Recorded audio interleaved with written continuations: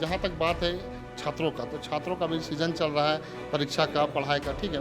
पढ़ाई तो हमेशा चलते रहता है, अभी एग्ज़ाम का जो समय चल रहा है और देख रहे हैं कि अभी बरसात का भी मौसम अभी पूरी तरह से आ चुका है।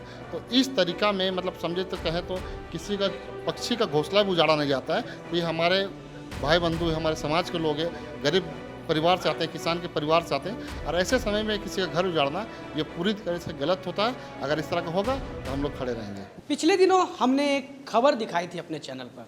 खबर ये थी कि सुखदेव नगर थाना क्षेत्र में एक नवीन छात्रावास है, जहाँ गरीब आदिवासी जो बच्चे होते हैं, जो छात्र होते हैं, वो सिद्धिड़ इलाके से, एक तरह से कहा जाए कि ग्रामीण इलाके से, जहाँ पर शिक्षा का कोई नामो निशान नहीं है, वहाँ से पहुँचते हैं राजधानी रांची।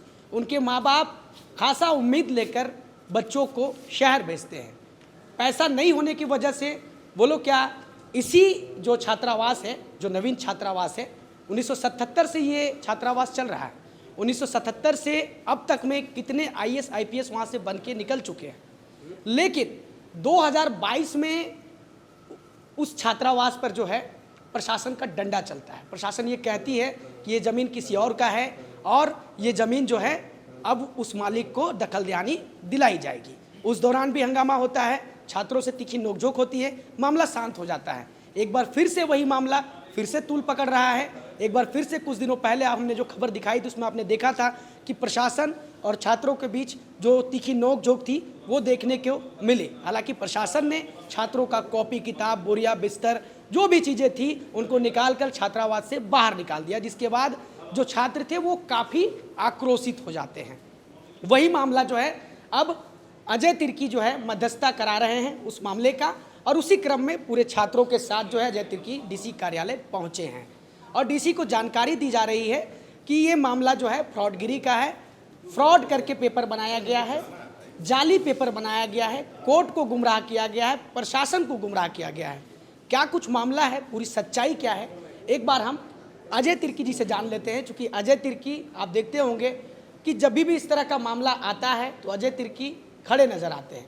अजय तिर्की जी, आप डीसी कार्यालय पहुंचे हैं, क्या कुछ आश्वासन मिला है डीसी की तरफ से? क्या कुछ कहा गया है? क्या छात्र वहीं रहेंगे या फिर उनको खाली करना पड़ेगा वहाँ से? देखिए, जो हमारे रांची के डीसी हैं मंजूलाल भजंत्री जी, उनसे आज हम लोगों ने समय लेकर के मिला और बात यही हुई कि जो नकली वंशावली बना करके जो बीसी उराव जो कहीं ना कहीं कोर्ट को गुमराह करके जो दखलंदाजी आदेश करा लिया है उसको हम निरस्त करने की बात कर रहे हैं और साफ तौर से कहना चाहते हैं कि जो उसका ओरिजिनल मालिक है सोहन गाड़ी जी, जो यहाँ पर साथ में खड़े हैं, ये है सोहन गाड़ी जी, उस खतियान का असली वंशज यही है, मतलब कहें तो मालिक यही है। तो जब दखलंदाजी हो तो मेन ओरिजिनल मालिक को दिया जाए। रोका किसने है? कोर्ट का हम लोग भी सम्मान करते हैं, लेकिन कहीं ना कहीं कोर्ट को मिसगाइड करके जो नकली वंशावली बना करके जो दखलंदाजी लेने का जो प्रयास किया जा रहा है ये पूरी तरह से गलत है। और जब दखलंदाजी होती है कहीं पर भी तो हमें पूर्ण तरीके से पता है कि हफ्ता से 10 दिन पहले वहाँ एक नोटिस चिपकाया जाता है और उस नोटिस के माध्यम से ये बताया जाता है कि आपका ज़मीन कोर्ट के न्यायालय से डिग्री हो चुका है, आप खाली कर दें, अंतर कानूनी कार्रवाई होगी, या फिर आपको जो भी पक्ष रखना अपने न्यायालय के माध्यम से रख सकते हैं, नहीं तो फिर आपको इतना दिन के समय में आपको ये ज़मीन कब्जा किए मतलब दखल लिया जाएगा। इस टाइप का नोटिस चिपकाया जाता है, लेकिन प्रशासन की तरफ से जो नोटिस नहीं चिपकाया ये भी सरासर गलत है। मैं साफ तौर से कहना चाहता हूँ कि कानून का हम लोग सम्मान करते हैं, लेकिन कानून को मिसगाइड करके, कोर्ट को मिसगाइड करके जो विशु उराव जो गलत तरीके से वंशावली बना करके जो दखलंदाजी किया है, इसे हम लोग पूरी तरह से नकारते हैं और चाहते हैं कि ये पूरी तरीके से ओरिजिनल मालिक जो हमारे हैं उनको नाम से दखल दिया जाए। डीसी साहब से आपकी बात हुई, आपने जानकारी दी है डीसी साहब को। डीसी साहब ने क्या कुछ कहा है? क्या इस मामले पर वो एक्शन लेंगे?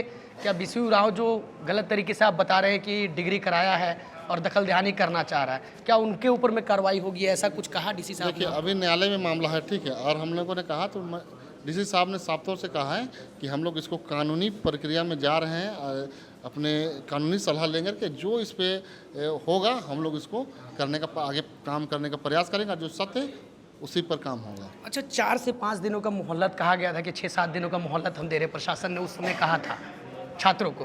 तो क्या लग रहा है कि 6-7 दिन के बाद फिर से प्रशासन अगर वहाँ पहुँच जाती है तो कैसे टैकल करेंगे छात्र फिर? देखिए, ऐसा कोई ये आश्वासन मिला कि मतलब इस तरह का तो कोई बात नहीं जानकारी है। और देखिए, जहाँ तक बात है छात्रों का। तो छात्रों का भी सीज़न चल रहा है, परीक्षा का, पढ़ाई का, ठीक है। पढ़ाई तो हमेशा चलते रहता है, अभी एग्ज़ाम का जो समय चला और देख रहे हैं कि अभी बरसात का भी मौसम अभी पूरी तरह से आ चुका है। तो इस तरीक़ा में मतलब समझे तो कहें तो किसी का पक्षी का घोंसला भी उजाड़ा नहीं जाता है। तो ये हमारे भाई बंधु, हमारे समाज के लोग हैं, गरीब परिवार से आते हैं, किसान के परिवार से आते हैं, और ऐसे समय में किसी का घर उजाड़ना ये पूरी तरह से गलत होता है। अगर इस तरह का होगा तो हम लोग खड़े रहेंगे। बिल्कुल, तो अजय जी ने बताया है कि अगर गलत होगा तो हर जगह हम खड़े नज़र आएंगे।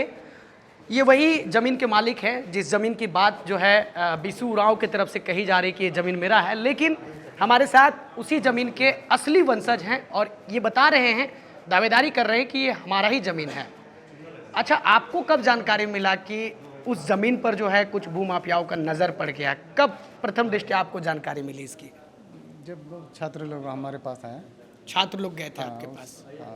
उसमें उतना याद नहीं है लेकिन कौन सा थी था, लेकिन आए उसके बाद ही हमको पता चला। तो कहे कि उसमें हम लोग छोटे ही थे बहुत, तो हम लोग बाहर में ही पढ़ाई लिखाई करते थे। उसके बाद आने के बाद तो फिर अपना। अच्छा, वो जो ज़मीन था जो यहाँ पे छात्र भी पढ़ाई कर रहे हैं, तो आपके वंशजों ने क्या कहते हुए ज़मीन दिया था? उनका मोटो क्या था उस ज़मीन को देने के पीछे? क्योंकि 1977 से चल रहा है वहाँ पर छात्रावास। तो दादा परदादा लोग थे, क्या बोल के दिए हैं तो वो तो नहीं मालूम। लेकिन उस समय जब उतना समय से छोड़ दिया गया है इन लोग के लिए कि जब हॉस्टल में पढ़ रहे हैं लिख रहे हैं तो इसको डिस्टर्ब ना किया जाए। तो इससे पहले भी तो वहाँ पर तोड़ फोड़ हुआ था। तो उसमें तो मान लीजिए कोई उसकी जानकारी थी आपको? नहीं। उसमें तो बीच में कोई अब देखा जा रहा है कि वहाँ पर खाली है, इसका मालिक कोई नहीं दिख रहा है, तो उसमें कोई घुस के रोड नकली वंशावली बना के किसी को खड़ा कर दिया। अच्छा, बिशु राव तो कह रहा है कि हम आपके नानी घर में रिलेशन लगता है। नानी घर से है तो कभी हम लोग से मिले क्यों नहीं? अच्छा, मिलना चाहिए। हमारे नानी घर के हमारे रिश्तेदार में तो बहुत सारे लोग हैं, हम तो सबसे मिले हैं, सब जानते हैं हम लोग को। परिवार में कौन कौन है आपका? मैं तो सिंगल हूँ। आप अकेले हैं? हाँ। तो आप ही के पिताजी ने वो ज़मीन दिया था? नहीं, मेरे दादा। आपके दादाजी ने दिया था। असली वंशज आप ही हुए। हाँ।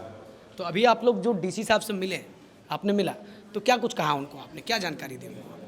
लोग तो बोले कि सर जो ज़मीन है, जो दखल देनी है वो किसी और को, गलत आदमी को ना दिया जाए, जो असली वंशज है, जो उसका रियल में मालिक है उसको दिया जाए। उसको दिया जाए।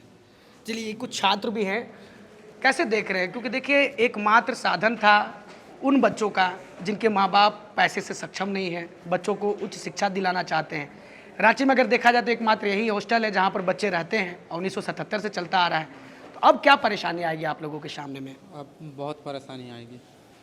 जैसे कि हॉस्टल उजड़ जाएगा तो हम लोग कहाँ जाएंगे, और ये गलत तरीक़ा से हटाया जा रहा है। उस दिन आप लोग आक्रोशित भी थे, कह रहे थे कि मतलब अब हमारे पास कोई रास्ता नहीं है, अब हम लोग जो है उग्रवादी बन जाएंगे, ऐसा कुछ आप लोग कह रहे थे। कहने का हाँ बोल रहे थे। अब पढ़ाई लिखाई से वंचित किया जाएगा तो हम लोग क्या करेंगे? अब हम लोग का मतलब डॉक्यूमेंट सबको तितर कर देगा, इधर उधर जला उला देगा, फेंकवा देगा। हम लोग क्या करेंगे? उतना दिन का मेहनत हम लोग का मतलब 20 साल आज से पढ़ रहे हैं, मतलब एक क्लास से पढ़ते आ रहे हैं, मतलब आज ग्रेजुएशन किए और इधर पढ़ते हैं, तो उतना दिन का मेहनत हम लोग का बेकार ना चल जाएगा। और क्या करेंगे? हम लोग का जो मतलब जो इच्छा है वो पूरा नहीं होगा, तो हम लोग भी कुछ इच्छा लेके आए हैं यहाँ पढ़ाई करने के लिए। अगर और नहीं रहेगा तो क्या करेंगे? इसीलिए हम लोग ऐसे मतलब गुस्सा में बोले हैं। बिल्कुल। तो कुछ और भी लोग हैं, उनसे भी जान लेते हैं। अभी तो फिलहाल मान के चलिए प्रशासन की तरफ से कहा गया है कि 6-7 दिन का मोहलत दिया जा रहा है आप लोगों को, आप लोग अपना व्यवस्था देख लीजिए। लेकिन दोबारा अगर प्रशासन वहाँ पहुँचती है, अगर हटाती है, तो छात्र क्या करेंगे? छात्र तो अगर वहाँ हम लोग रहे हैं, अगर हम लोग का जो मेन मालिक अगर बोल देते हैं कि आप लोग हट जाइए तो लोग हट जाएंगे। लेकिन अगर मेन मालिक ही ना बोले, अगर फर्जी आदमी कोई भी आके बोलेगा कि नहीं आप लोग हट जाइए, मेरा ज़मीन है बोल के बोलेगा, तो वैसा तो नहीं हो सकता है ना। कहे कि हम लोग भी अगर पढ़ रहे हैं तो सत्य चीज़ को कुछ जान रहे हैं। अगर सत्य चीज़ को जान रहे हैं, अगर सत्य का खिलाफ अगर हम लोग आवाज़ अगर नहीं उठाएंगे तो हम लोग का पढ़ाई का मकसद क्या है?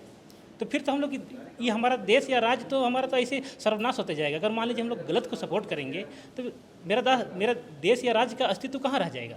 फिर तो वो गलत लोग हावी हो जाएंगे ना। तो हम लोग ये गलत लोग को हावी होने कभी नहीं देंगे। हम लोग चाहेंगे कि जो सत्य है उनको आप दखल ध्यान दीजिए, वो हम लोग सब स्वीकार करते हैं। और उसके बाद जो मेन मालिक है अगर उसको अगर दखल दीजिएगा, उसके बाद वो जो चाहेंगे हम लोग को, अगर मान लीजिए हम लोग हटाना चाहेंगे या मान लीजिए हम लोग के लिए और कुछ बना के रहने का सुविधा देंगे तो वो हमारे लिए स्वागत योग्य रहेगा। नहीं तो अगर वो गलत तरीके से अगर वो हम लोग हटाना चाहेगा तो हम लोग नहीं हटेंगे। और प्रशासन से भी हम लोग यही उम्मीद करेंगे कि गलत आदमी को दखल दहानी ना दिया जाए। वो गलत आदमी है, उसको जांच पड़ताल किया जाए, पहले देखा जाए, उसको वंशावली को मिलाया जाए, वो वंशावली में कहाँ छेड़छाड़ किया है, कितना वो न्यायपालिका को या प्रशासन के चेहरे में प्रशासन को धूमिल मतलब कि गुमराह कर दिया है और वो मतलब एक दखल दहानी ले रहा है। तो हम कहेंगे कि वो गलत आदमी को ना दिया जाए, वो सही आदमी को दीजिए। हम लोग उसका स्वागत भी करेंगे और जो मेन मालिक है वो हम लोग के लिए जैसा भी। अच्छा, ये छात्रावास का संचालन कैसे होता है? ये छात्रावास का संचालन सिर्फ वहाँ जो रहते हैं, जो छात्र रहते हैं, जो सबसे ज़्यादा सीनियर होते हैं थोड़ा सा, तो वही लोग उसको संचालित करते हैं और जो आने वाला पीढ़ी को भी मतलब उसको हम लोग गाइड करते हैं। आप कितने साल से हैं वहाँ छात्रावास में? हम करीब लगता है 11-12 साल लगभग हो 12 साल। हाँ। किस चीज़ की पढ़ाई कर रहे हैं? हम टीचर की तैयारी कर रहे हैं। टीचर की तैयारी कर रहे हैं। हाँ। शुभ नाम आपका क्या हुआ? मेरा नाम इंद्रनाथ उरांव है। इंद्रनाथ उरांव जी। हाँ। अच्छा इंद्रनाथ उरांव जी, आपको नहीं लगता है कि राज्य में अगुआ सरकार है और जिस तरीके से ज़मीनों को अब भूमाफियाओं की नज़र पड़ जाएगी, वैसे ज़मीन जो कहीं ना कहीं जिनके जो वैसे भी लोग झारखंड में रहे, जो लोग समाज कल्याण के लिए अपनी ज़मीनों को दे देते हैं, उसी का उदाहरण ये छात्रावास है। अब वैसी ज़मीनों पर जब भूमाफियाओं की नज़र पड़ रही है और उसमें संलिप्तता नज़र आती है प्रशासनिक अधिकारियों को भी, तो उसको कैसे देखते हैं आप? हम तो कहेंगे, सरकार से यही कहेंगे कि जो इस तरह से गैरकानूनी काम करते हैं या जो फर्जीवाड़ा काम करते हैं, उसको सरकार के द्वारा चिन्हित करके उसके ऊपर कानूनी कार्रवाई किया जाए। क्या ऐसा कानूनी कार्रवाई किया जाए कि वो दूसरी बार मतलब ऐसा कदम ही ना उठाए कि वो मतलब वैसा कदम उठाने से वो 10 बार सोचे। हम तो यही उम्मीद करेंगे कि सरकार से भी कि वैसे लोगों को चिन्हित करे सरकार, ताकि जो ये झारखंड राज्य अमन चैन से लोग रह सके और जी सके। नहीं तो फिर इस तरह से अगर अमन चैन ना रहेगा तो फिर लोग अपना दिशा से भटकते जाएंगे। बिल्कुल, देखिए इस वक्त जो है सभी छात्र डीसी कार्यालय में हैं। ये वही छात्र हैं, आदिवासी नवीन छात्रावास में ये लोग रह करके पढ़ाई करते हैं और पिछले 1977 से उस छात्रावास का अस्तित्व रहा है। वहाँ से कई एक IAS IPS अधिकारी बनकर निकले हैं। अब उस बीच में एक नया, एक तरीके से कहा जाए, जो सीन निकल के आ रहा है, जो बीसू उरांव जो बता रहा है कि ये मेरा ज़मीन है और उसके पास कोर्ट का आदेश भी है। लेकिन छात्रों का साफ कहना है कि अगर ज़मीन के मालिक कहेंगे तो हम खाली कर देंगे, अन्यथा हम किसी को ज़मीन कब्जा नहीं करने देंगे। फिलहाल के लिए इतना ही, मिलते हैं एक नए वीडियो में, तब तक के लिए जोहार।